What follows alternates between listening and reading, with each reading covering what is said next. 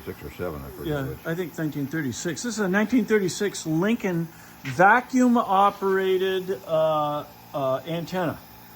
Now, back in the day, you needed an extra long antenna to get those faraway radio stations. Actually, this is as retracted as it normally is.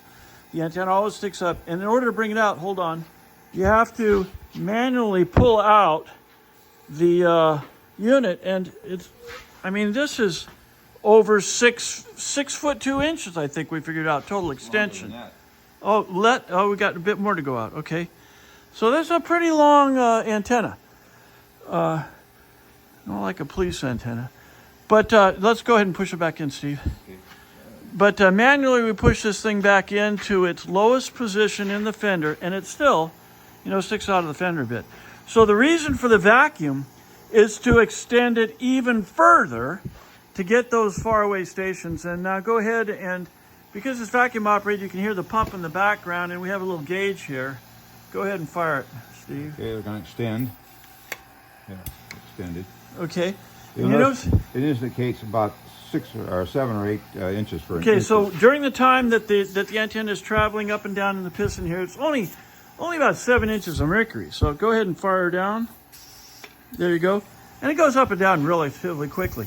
Now, in order to get this thing operating the way that it is right now, this has an extension on the end here that we had to build because the original was entirely corroded.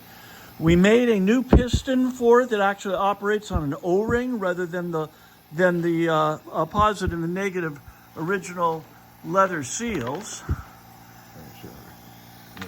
Yeah, this was the original piston. It had good old-fashioned rawhide, Chicago rawhide leather seals in it. One of them was damaged. The other one was probably reusable. But with a modern phenolic piston with an O-ring in there, we have none of those problems. Has electrical connection here. Did you put that thing in it? Yeah. That has the electrical conductor for the antenna in it. All the natural metals polished. There's actually even a water bleed in the very bottom of the unit there.